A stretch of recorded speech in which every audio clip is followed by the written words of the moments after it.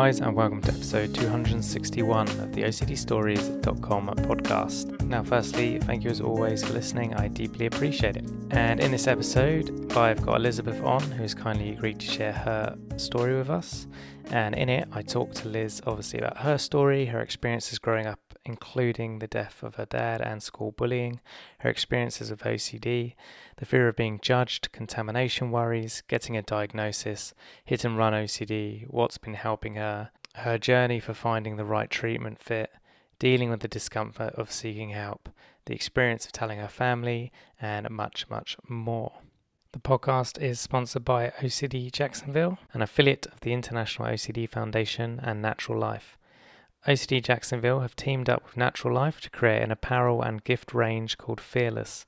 A portion of the proceeds goes back to fund the good work OCD Jacksonville are doing. Shop the Natural Life Fearless range collection at naturallife.com.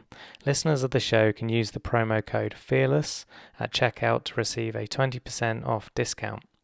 Fearless, face everything and rise, a movement to educate, empower and reduce the stigma of anxiety disorders.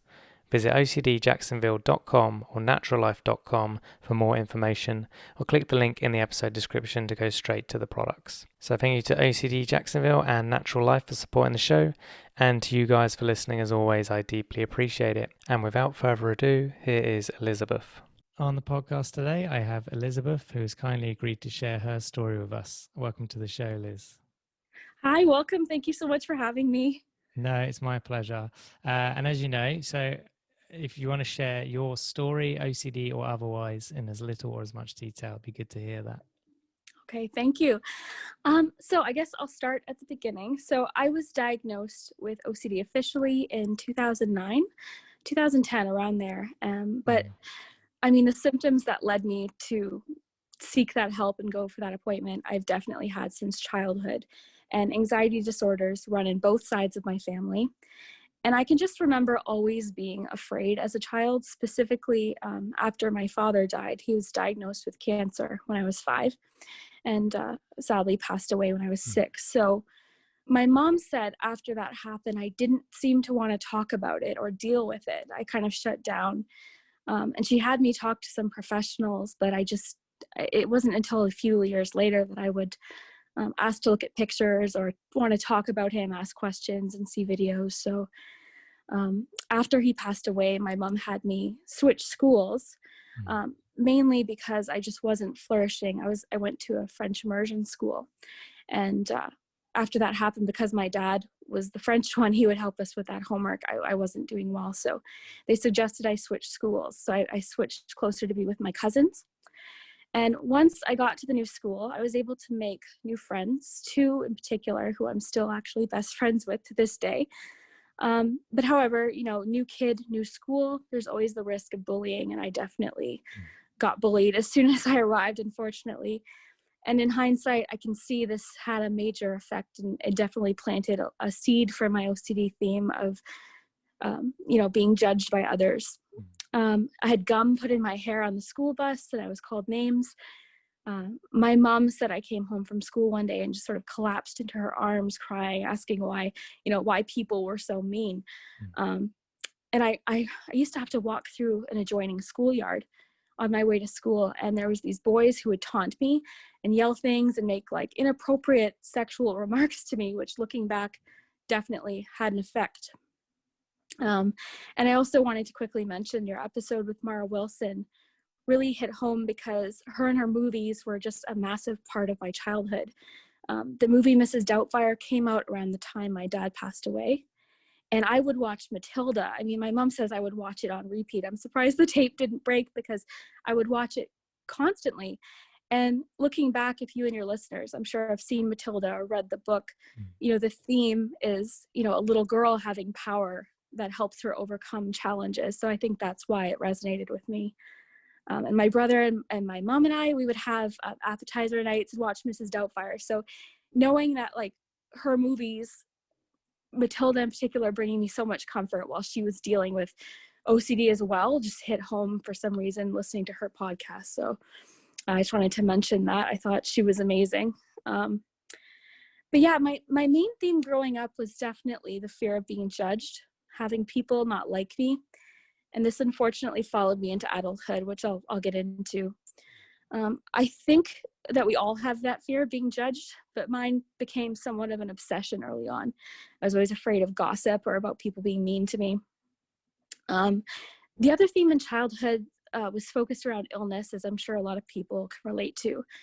And it's interesting how we can look back and see how one seemingly tiny moment, one sentence, or overhearing one thing can lead to years of panic, at least in my experience. So I had heard a story of another child that had gotten picked by a hypodermic needle while playing at the park.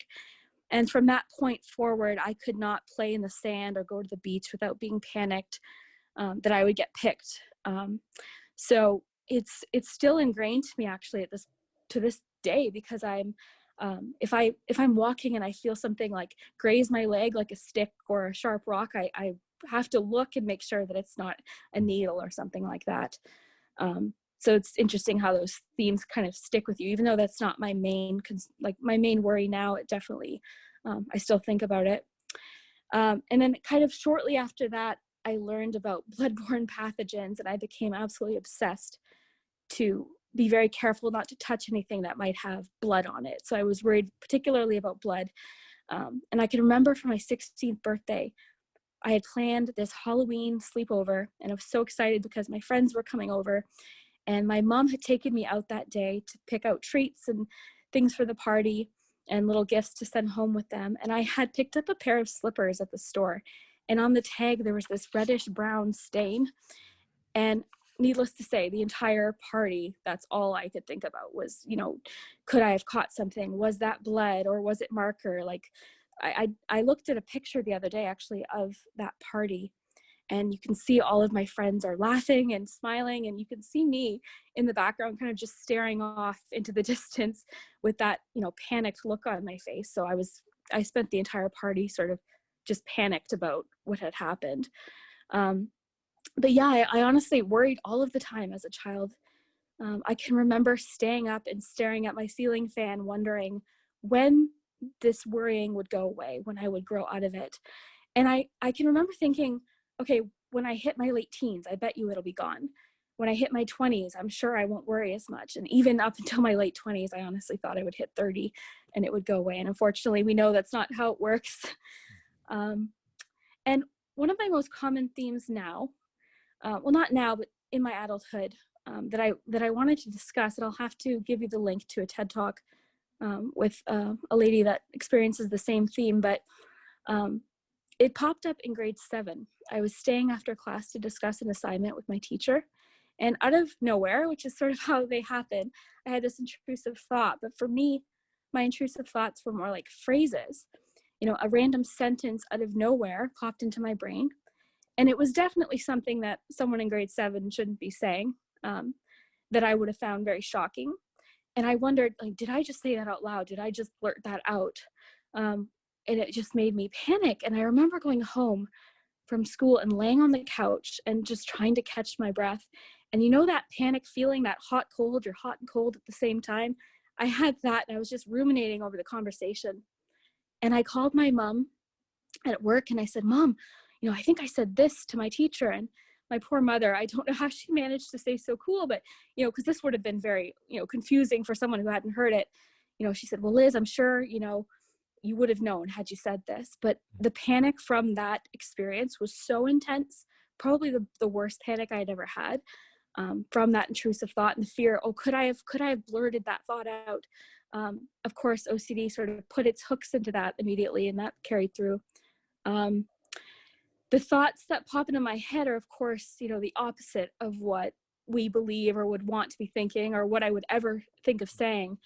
And OCD, being the way that it is and the way our brains are wired, it's always what it clings to, is what you sort of value the most. Fast forward to 2009, 2010, when I was diagnosed, I just started a new job, and my OCD was probably the worst it's ever been.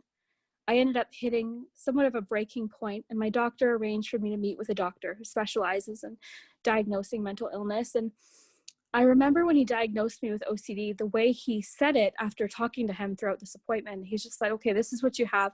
So having a name for something that had tormented me for so long was amazing, and very emotional. I think I cried the whole time. And what's crazy, and very interesting, I think, is he had asked me, can you say one of these phrases that you're so worried of blurting out? Can you say that to me right now? And I couldn't do it. I still don't think I actually was able to vocalize any of the intrusive thoughts. So it's interesting how we can worry so much about something, but when push comes to shove, when we're put in that position, we know it would never happen. So I always found it interesting because he spent a long time, trying to encourage me to, just what is this thought that you're afraid of saying? What's an example of one of these sentences? And I could not do it. So I always found that very interesting because I was so afraid of doing it unintentionally. Yet when I was being encouraged in a safe place, I couldn't do it. So, and this particular anxiety caused me to ruminate over particular conversations for sometimes years in extreme cases. And it's unfortunate because I'm a people person. So it makes it very difficult. And when I'm in a panic situation, or if this anxiety is happening, I'm worried about blurting something out. I tend to analyze people's expressions, their facial expressions, while I'm talking to them and make sure they don't look offended or shocked. I also would bite my tongue or the inside of my cheek right beside my lip as a compulsion to sort of prevent me, or at least so that I knew, okay, well, I'm not going to blurt out anything. I'm biting my lip, that kind of thing. So you can imagine how hard it is to be fully engaged in a conversation when at the same time you're analyzing their body language, their facial expressions, biting your lip, you've got your intrusive thought, and still trying to carry out like a nice conversation. So it's very exhausting. And what's interesting is I don't have this fear with people I know very well or people I feel comfortable with. So for example, I don't have it right now on this podcast, but if I didn't know someone very well or was in a social situation where my anxiety was already high, that's definitely something that I would deal with.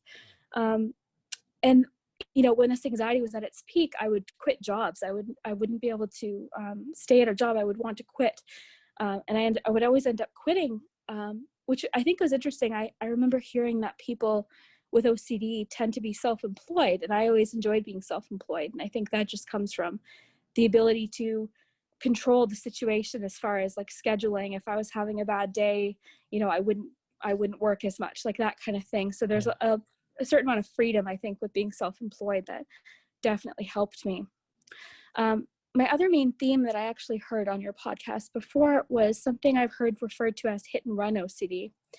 So kind of just to explain, it could take me 30 minutes to drive, sometimes 5 minutes away. I could be going to Tim Hortons and it'll take me, half an hour. So if I go over a speed bump or a pothole, which in my area, we luckily have an abundance of potholes, I'll have to circle around just to make sure I hadn't hit anyone or an animal. And it's gotten to the point that I currently do not like driving at all. It's still something I struggle with. And going back to what I said earlier about, really thinking that my OCD would disappear or I would grow out of it, it's been quite the contrary with driving. In my 20s, I used to drive around at night in the dark alone, like listening to music just as something to do. And now I struggle to go to the grocery store. So, and the other thing that happens is if I arrive where I'm going and I hear a siren, I have to get back in my car and drive around to make sure that I wasn't the one that caused the siren.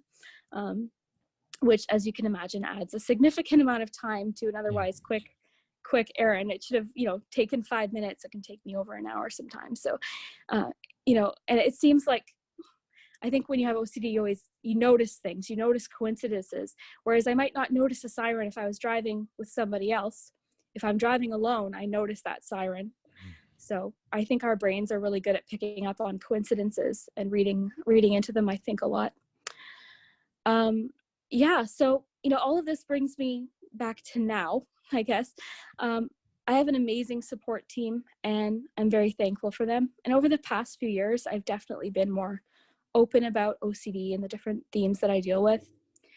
And it's difficult because I think, those of us with OCD consider ourselves actually fairly logical and we're always in our heads, but we know that these anxieties or these themes aren't logical at the time, and we understand that, but it's just that tiny possibility in the back of our head, that tiny what if, that question, and logic just doesn't stand a chance against it. So it's just so interesting because I know logically, how these things would actually unfold, but in the moment when the anxiety is so high, there's no logic there. It doesn't stand a chance. So one thing I've struggled with when opening up about OCD is the feeling that people need to understand. They need to know what I'm going through, and that OCD is real and it's not cute. It's not like a descriptive word for neatness or cleanliness. And I think, you've heard it. People use it somewhat tongue in cheek to describe themselves. In fact, I think if you asked a lot of people in my life, does Liz have OCD? If it's one of the people that don't really understand it, they'd probably laugh because I'm actually quite messy and unorganized, which I'm currently working on as well. But yeah, it's just so interesting. So when you hear someone say the phrase, I'm so OCD, I used to get very upset, but now I'm just sort of, I'm in a place where I'm trying not to let it get to me, because I realize that it's not coming from a place, like they're not trying to be malicious.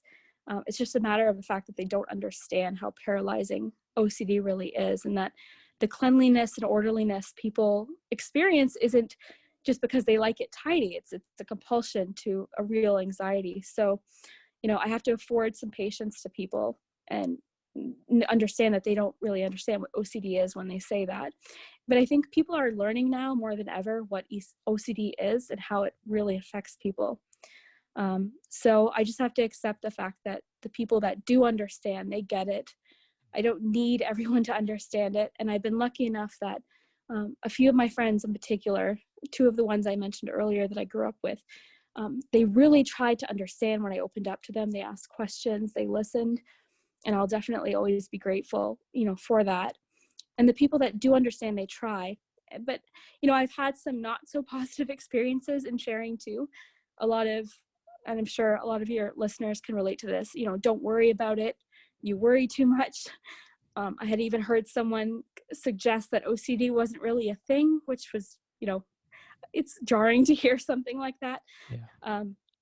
And I want to say, believe me, if I could have shut it off, I definitely would have done so, probably as a child, and saved myself 20 plus years of anxiety. But again, there's nothing I can do to, make someone understand something. So, and that's okay, because, there are people that do get it, and there's professionals that get it, which is most important.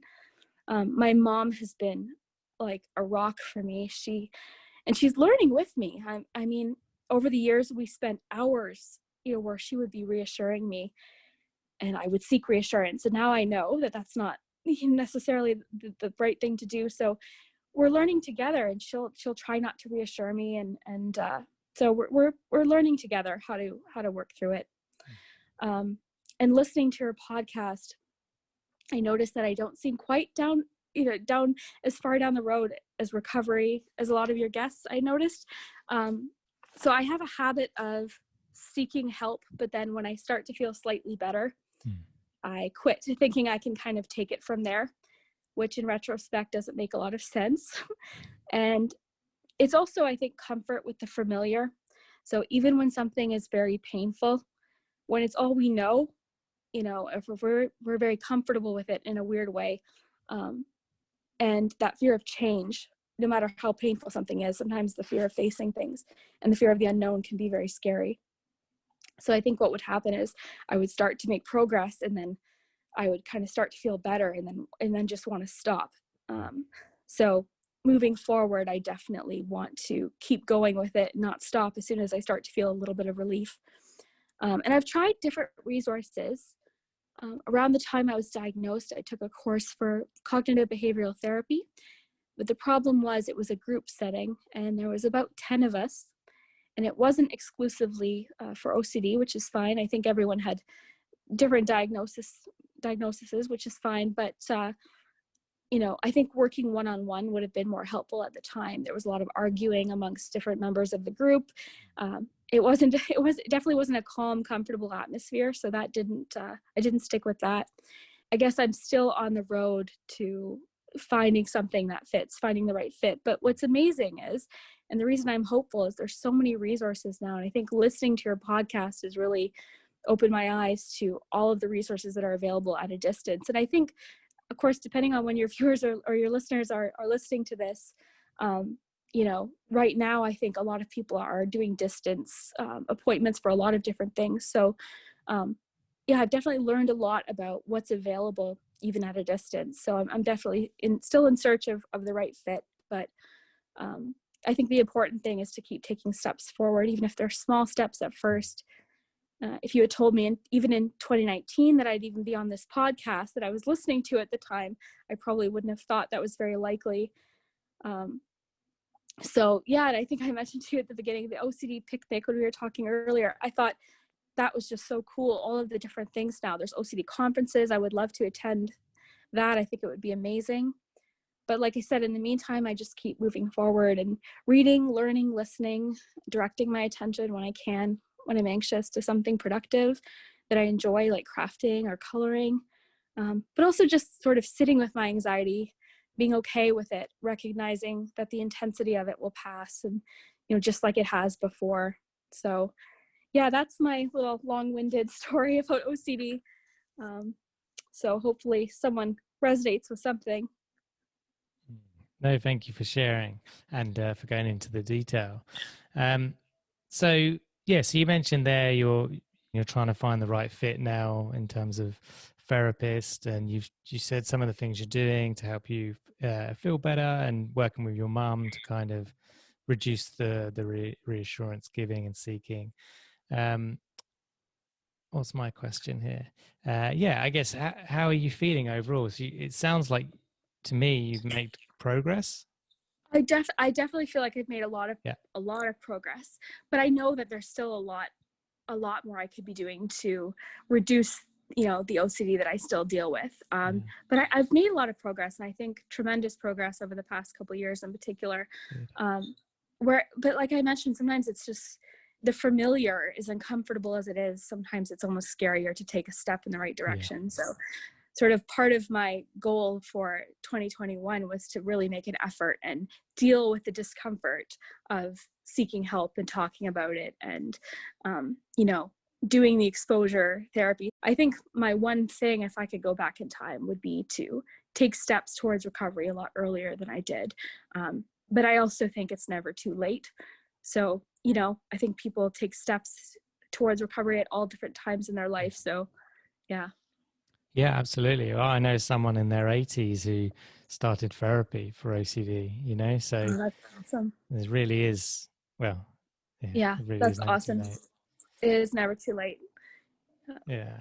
All right. And with your mum, or just your family, for those that know, what was it like kind of opening up to them specifically? Oh, terrifying. So my mom, I think, was the easiest one to open up to. We've always been very close.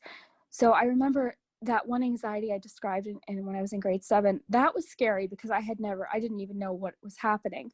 But I can remember always being pretty open. However, my mom said shortly after my dad passed away, I became very secretive and I didn't want to talk about feelings and things. Whereas now I'm very open with my feelings and talking. So I think it just took some time.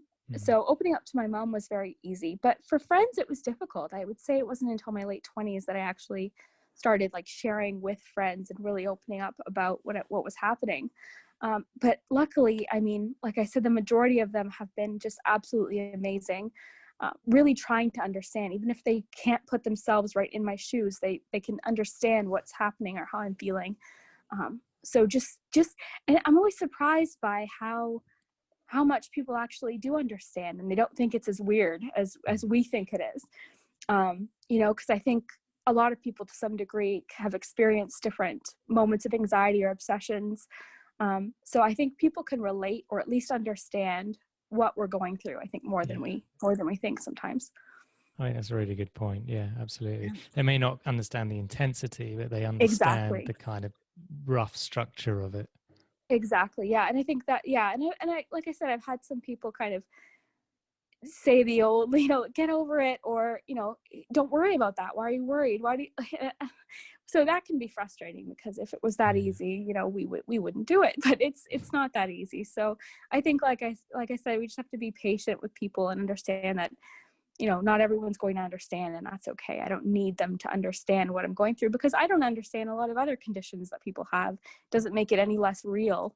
what they're experiencing. So, and I think OCD has given, I tend to be a bit of an optimist, but I think it's given me a gift in that I am now an empathetic person. I can understand, and I try to put myself in people's shoes, and I really try to understand what people are going through.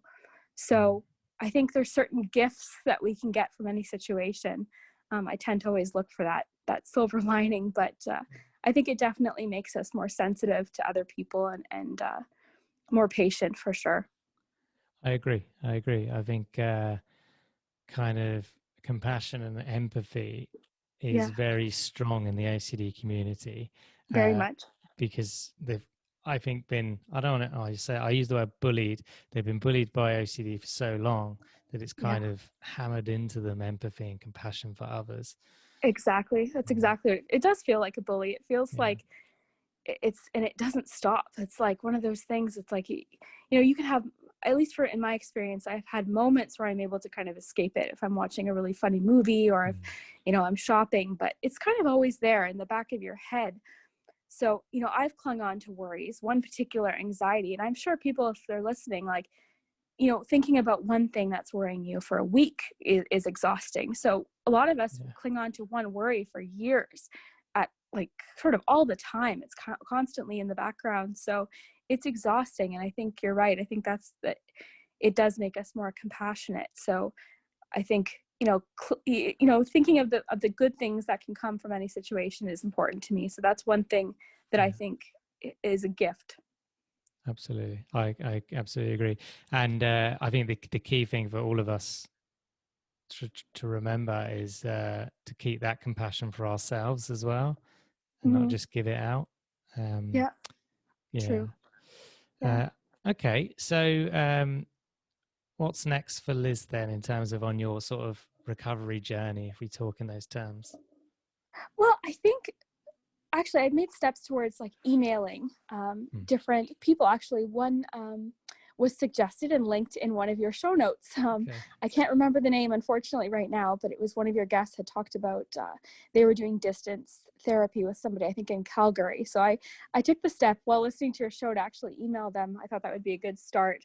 But I still have a lot more researching to do and trying to find the right fit. And I'm hoping to find someone too that is covered under my insurance. I'd like to find somebody in Canada if that's possible. But just the fact that there's people all over the world that can help with this. The resources now are amazing. And I actually feel sad thinking back to people in the 80s and earlier that dealt with this and had no idea what it was, but also that other people were dealing with it. Like I can't imagine, because I think one of the biggest things that have affected me in a positive way is realizing that I'm not the only one. I spent a lot of time thinking I was the only person on earth that had what I had.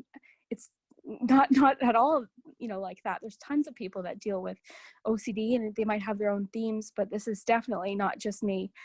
So I feel sad for the people, way back that didn't know this. So I think that's another thing. The internet can be both, very scary, but I think it's amazing the resources that we have available to us now and the information. Like I was watching a TED talk with a girl who was able to describe exactly what was in my head. And I was crying the entire time because it was just like that, oh, I'm not alone. Like someone else is feeling this exact thing. So I think that has been a huge help for me. So as far as steps forward, I think I just have to keep taking little steps that will hopefully lead to big steps. And I would love to, I'm never going to give up. That's the thing, you got to keep moving forward and expect that sometimes are going to be harder. I find, for me at least, OCD seems to come in waves. Sometimes it seems easy and other times it seems very, very overwhelming. So definitely just trying to find someone that I can work with, remotely would be amazing. The other thing too is I work from home now online. And the thing is right now, as we record this, everyone's social distancing. So I know that once social events start to happen again, barbecues, get-togethers, it's going to be a struggle for me to adapt back to, because I'm very comfortable on my own, just hanging out with, my family and my dog. So to have to get back into the social settings, I know I know is going to be a challenge for me. But, Mm. so it just means now is a great time to start, seeking someone and trying to find someone to Yeah. help me with that. Yeah, yeah, absolutely. And yeah, it will be challenging, but it will be good for you, I'm sure. And Yes. I've no doubt you'll be able to do it. Yeah. Um, okay, so yeah, a couple of questions for you now then. I use the word like biggest epiphany or biggest light bulb moment. So far on your journey since 2009 or 10, whenever you got diagnosed, has there been a light bulb moment for you that something just clicked on how you looked at OCD or understood it maybe or anything like that?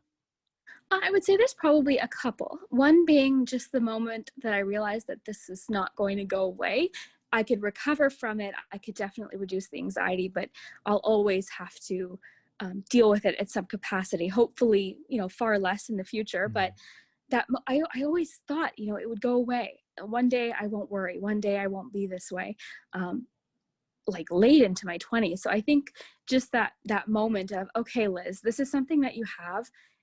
Now you have to take steps towards dealing with it. And I've taken some steps, but like I mentioned, there's always that feeling of, okay, I think that's good now. I think I could take it from here, like that kind of thing where you need to kind of keep at it. It's not something, I haven't been dealing with it for a week. So it's not only going to take me a week to get through it, I think is important. So that moment of, okay, this is what I have. This is my challenge.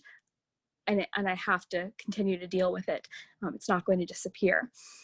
Also, I would say probably just in my research, even just listening to your podcast and just that recognition of I'm not the only one dealing with this, and people get it, like they understand, was a huge light bulb moment for me, because then it told me that I can open up and I can talk about it and not be embarrassed and not be ashamed and not be scared, because there's always going to be somebody that understands what OCD is.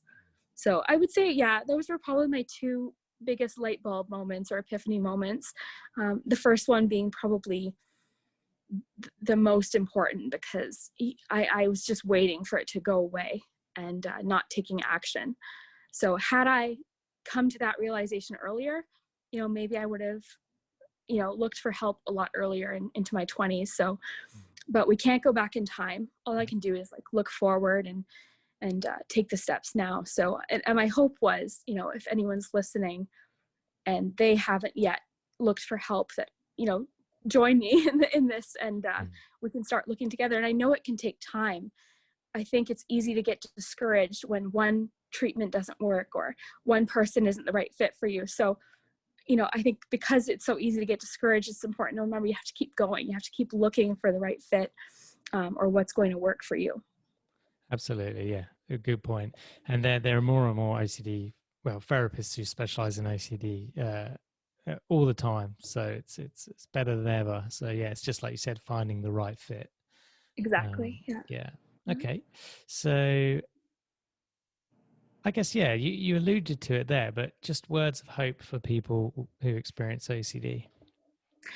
Well, I guess just the whole thing of it's never too late. It's never too late to take steps forward, and just enjoy moments while you can. I mean, I also came to the realization that nothing will ever feel perfect. I think when you have OCD, you tend to be a perfectionist. I definitely deal with this in certain ways, but I think we're always like waiting for everything to feel perfect. We're waiting for that moment where everything just falls into place. I don't know that exists. So I think it's important to enjoy things as they're happening, focus on the positive when we can, which I understand is very difficult. But even when I'm anxious, my memory has been very kind to me, fortunately. So when I look back at fun experiences in my life, I don't remember what I was worried about. I remember being very panicked, but I might not remember what it was. But I do remember the positive times that I had, during those experiences. So for instance, if it was a vacation, I can remember, that meal I had that was really nice, or that shop I went into, or who I was with and what we did. I can't remember what I was worried about. I surely was obsessed about something, but I might not remember at the time what I was worried about. So I guess words of hope is that it gets better. And I'm not even that far along in my recovery journey, I guess, compared to a lot of people. And I know that it gets better. So I can only imagine the further you work with it and start to do treatment and exposure and acceptance and all of that. I'm looking forward to I'm looking forward to it. I'm looking forward to seeing how things improve. Nice, wonderful. Thank you for sharing. Yeah, it's a journey, maybe scary at times, but it's exciting in its own way. It is. It's like a mystery. It is. Yes, exactly. And that's kind of the thing, is you have to kind of accept uncertainty. I always for so long just wanted to be certain, like, oh, did this happen? Did this happen? Could this happen? What if this? And we'll never know. And I think, that can be scary, but it's also sort of exciting. Like you said, it's an adventure, and everyone deals with it. So yeah, absolutely. And next question is, if you could pick up the phone and call your 20-year-old self, what would you tell her? Oh, definitely to be more open immediately. Don't wait, don't wait 10 years to start talking about it, because that was when it was at its peak, I would say. And even though that's when I saw a professional for the first time really getting into, that's when I was diagnosed with OCD, was around that time. I still kind of, was diagnosed and then didn't do much with that information. It was just sort of like, okay, well, now I know what I have, but I didn't take it from there. And part of that was just resources at the time. That was when I took that group course with cognitive behavioral therapy, which wasn't that effective for me. So I kind of just, because that experience didn't work out, I kind of gave up. So if I could go back, I would say, Liz, like, be open about it. Tell your friends now. Don't be so hard on yourself, and definitely start looking for something that works, because who knows, like, it's amazing how much can change in 1 year, right? So I can only imagine 10 years, how things can improve when you really work at it. And it's difficult. Like I said, sometimes what's familiar is so comfortable, and really facing something can be terrifying. But to me, at this point, staying anxious all the time and ruminating and having obsessions is also terrifying. So you kind of have to pick which terrifying sometimes. So I think, seeking help and talking to someone, being open, I think is one of the best steps that we can do, because at least we're moving forward. Yeah, I like that. Good advice. And then you got a billboard. What do you want written on that billboard? Oh, wow. Oh, you know what? I'll read it to you, because it's on I made a vision board, and funnily enough, I put your OCD Stories logo on it. So there's cool. one thing done, but I put pictures of things that I'd like to accomplish in 2021. And on it is the quote, "Everything you want is on the other side of fear." That's been on my vision board for 3 years in a row. It's my favorite quote. So that would be on the billboard. Everything you want is on the other side of fear. Yeah. I love it. So I love it. that would be my choice, I think. Yeah, well, I'm glad I could help you tick something off the bucket list. So. Oh, it was great. It's great. And early on, right in January. So excellent start. Yeah. That's brilliant. Okay. And then lastly, is there anything else that you wish you could have said or shared today? You know what? I guess I could quickly mention, I have other OCD themes that I deal with.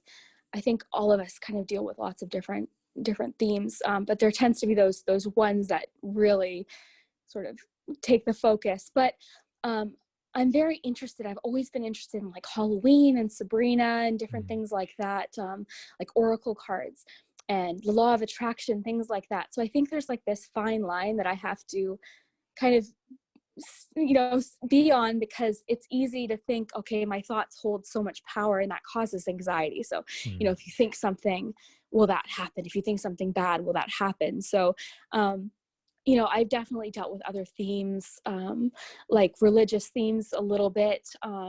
So yeah, I guess the one thing is that those main themes that I discussed definitely aren't the only ones. There's been other themes that I've dealt with, maybe less intensely, but even things like, I think a lot of people can relate to, did I turn the oven off and on? So I'll have to take a picture of my oven just so I know that I didn't leave it on before I go. Things like that for sure. So yeah, it's interesting what OCD sort of clings to, because at least in my experience, it picks certain things, and then other things don't seem intense. And I always sort of compare OCD to like a filing cabinet. As soon as you file one away for a little while, there's one waiting right there, another new obsession. So I would always think, okay, as soon as I'm done with this anxiety, as soon as this theme isn't a thing, it'll be gone. But then sure enough, that's just the nature of it. There's always something there that OCD seems to cling to. And it's kind of like a tree too, if I were to compare it to something else, because everyone's themes are so different. It's like a tree with different limbs, and all the little branches are different themes and experiences that people have. So hopefully, I think even listening to your podcast, listening to other people's stories, while I might not have the same theme as them, I can relate to the same experience or the same feelings that they might be having.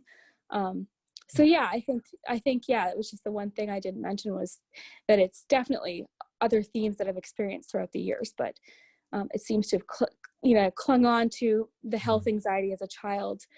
And it's so interesting because now of all times you would think my anxiety would really cling on to the health theme, but it still hasn't. So that's why it's sometimes not the most logical, what it tends to cling on to. But I think it's just interesting how connected it feels to other people that have the same, have OCD, even though it's not the same theme. I can understand what they're saying and what they're feeling and what they're describing. So yeah, just an emphasis on the fact that you're definitely not alone. We're not alone in this. It's so much more common than I ever would have imagined, when I was in my 20s. So that's been an amazing thing to learn. It's just how common it is. And I would love to go to an OCD convention one day. That's like my dream. Once we can safely travel is to do that. Go to an OCD convention. That would be amazing. When the world's a bit more normal. Yes, exactly. I really like the tree idea. I think that's a great way of looking at the kind of trunk. The trunk of the tree is OCD, but then you get all the themes and thoughts of the branches and leaves and little branches. Yeah, that's nice. I think a lot of people think you think OCD, you think like we see in movies, is that, like I mentioned earlier, the orderliness and the cleanliness, but it's so much more complex than that. And the themes are and everyone's themes, even if we have similar themes, sometimes they have different triggers and different things that might cause it and different experiences. So it's just so complex. And yeah, it's interesting. I've definitely learned a lot, even though I haven't necessarily spent a lot of time working with professionals as far as my own recovery, even just learning through your podcast, which is amazing because I mean, just in your podcast, there's so many resources I've learned about through this, professionals that are available and books and other people's experiences. And you've had guests with artwork that they do. I was listening to one podcast, she did the artwork. That was her way of coping with anxiety, and it helps other people. Like, it's just, I've learned so much when I actually took the time to research that it just gives me so much hope. Because there's still so much information. Yeah. So much to learn. Yeah. Well, thank you for now adding to that. You're now part of that catalog. So. Oh, thank you. I hope, and that was my hope, is just someone might resonate with one of my themes or one of my experiences, and just know that they're not alone either. Yeah. Absolutely. Well, look, thank you so much for giving your time and coming on and talking to me. I really appreciate it. And thank you so much. No worries. I want to wish you all the best on your journey as well. Oh, great. Thank you so much. This was awesome. Thank you. So there you have it. Thank you so much to you guys for listening, and thanks a lot to Liz for sharing her story. And don't forget, today's episode is sponsored by OCD Jacksonville and Natural Life. And to check out the Natural Life Fearless collection, head over to naturallife.com or ocdjacksonville.com, or click the link in the episode description to go straight to the range. And a quick disclaimer, this podcast is not therapy, it is not a replacement for therapy. Please seek treatment from a trained professional, and until we speak, take care.